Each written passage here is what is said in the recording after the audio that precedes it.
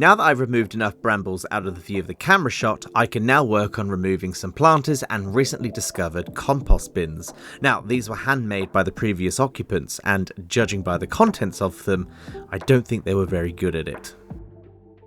Pallets are really good for making your very own compost bin. First of all, they're free, which is ideal. Second of all, you can make a decent sized one. And third of all, because they've got these slats in between, not only does it hold all the mixture in as it's rotting away, but it allows airflow through at every single angle, meaning there's plenty of oxygen going through for all the critters in order to, well, do their composting thing. However, this is where the afternoon sun comes in the garden, and a good place to be a hosting space. So I don't really want the smell of rotting last week's food affecting the taste of the canapes at my party. So it's got to go, and that means I get to do my favorite thing, use brute force.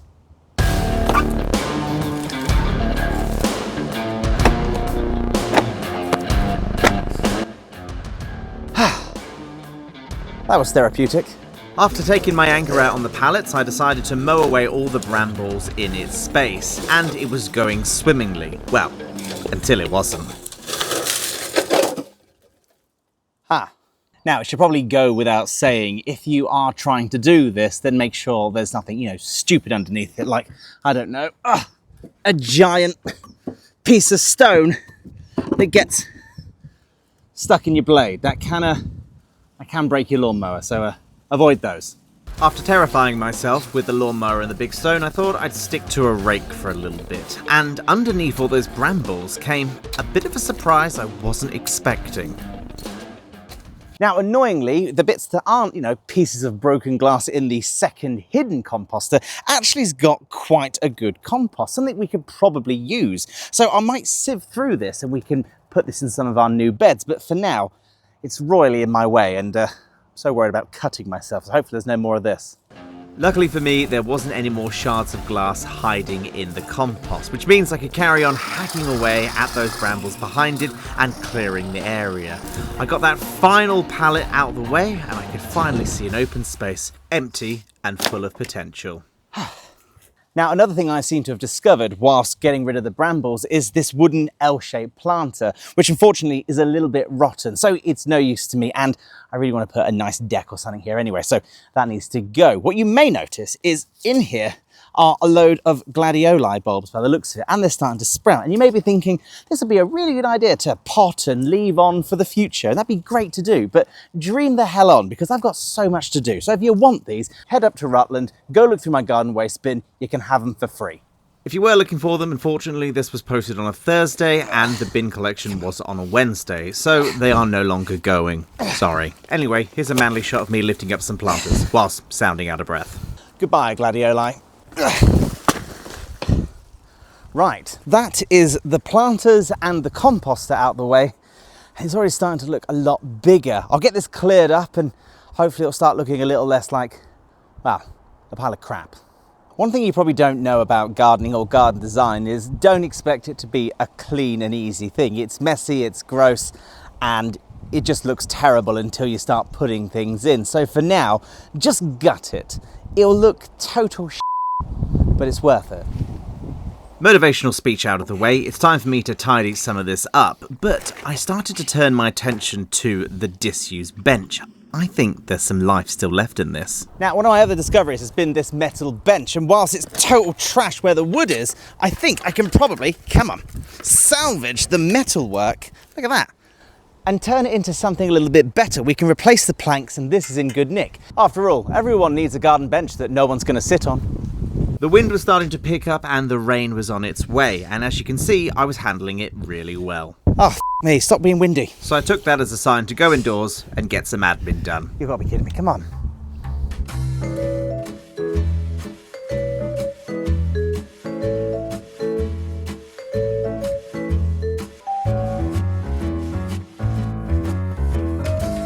One of the things I've tasked myself with today is, it is inside out.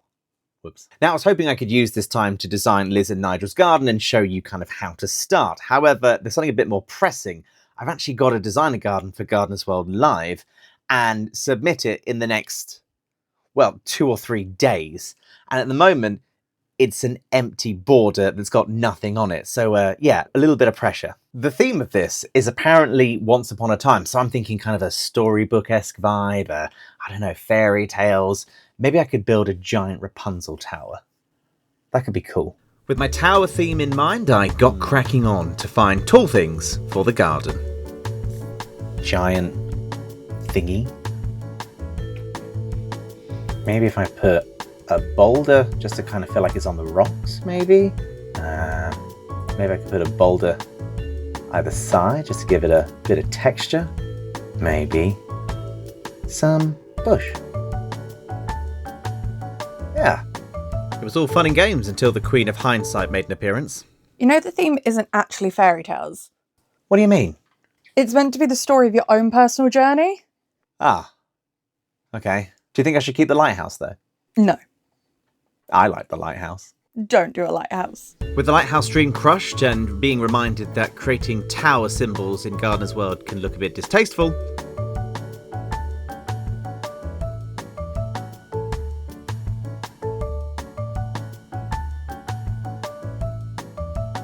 I then cracked on with something else. Okay, so my idea here is, well, a boardwalk across the border. So you could just walk through it, which would be kind of cool. It looks like total shit at the moment because there's no planting or pretties. But whenever you're designing any kind of garden, get the hard bits out the way first. So walkway over and a bridge, pretty good. What I'm going to do is add some planting in just to kind of soften it up. But I think the overall design is going to be, I guess, the story of kind of my gardening journey. So I'll do plants of easy care shade plants that worked really well. And I think we should absolutely jam pack this with like umbrellas, like clematis umbrellas, wisteria umbrellas, and maybe a little river in the middle. And the whole idea is that people can come and walk through the border. I think that'd be quite cool. And if it's the middle of summer, nice bit of shelter too. Now, whilst I 3D design all of the garden, the only thing I won't bother is the plants because it's quite complicated. So let me show you an easy way around this. A little tip here if you're a budding garden designer. I use a program called SketchUp. It's made by someone called Trimble. Now, you can get tons and tons of plants like these ones here, like ferns, astilbes and hostas. And do you have the time to 3D design them? No. But what you can do is they've got a pretty cool little thing, which is their 3D warehouse. You can go in there, type in, I don't know, ferns, and all of a sudden a whole bunch of 3D ferns arrive. So you can shove that in how you want to and make a garden design. And the 3D warehouse is free, so not too bad, is it? Sounds like I should have been paid to say that. I wasn't. I should be. I want to get paid for that. Whilst this only took 4 minutes in terms of a video, it took 4.5 hours alone. So I think I need to get some fresh air. I keep thinking about those benches, so I think I'm going to take the metalwork over to the workshop and see what we can do with it. These bench ends here are actually pretty solid, so I can carry on using these if I need to. The wood itself is completely gone, but I can easily replace those. As you can see though, I've got all these bolts here, which are a little bit of a problem. You can either use WD-40 and tease them over, but I think they're a bit rusted over. So the other option is the easy option.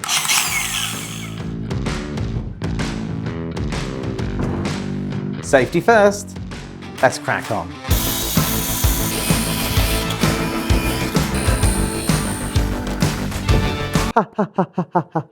Now that I've got rid of all those screws, I can focus on getting this back to the right color. And there's two ways you can do this. You can either grind it all down back to the original iron, and that sounds like a long and annoying process. What you can do is use a wire brush just to get rid of some of that flaky paint. And then get yourself something like this, which is effectively a stove and barbecue paint. And what it does is it makes it look like it's gone back to a beautiful black cast iron. So a coat or two of this, and it'll look good as new.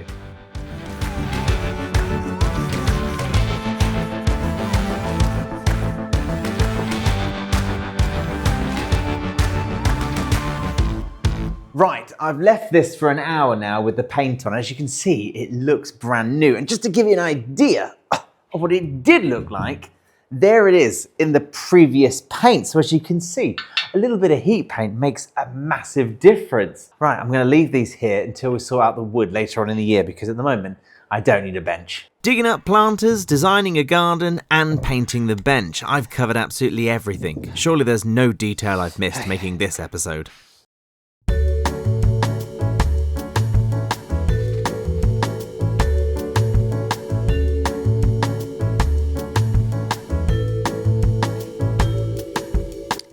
I've just thought. This week's chapter is called Stick to the Plan. But all you did was break up some rotten planters, paint half a bench and insult a gardener's world presenter whilst trying to get a garden approved for their show. Did you actually plan anything?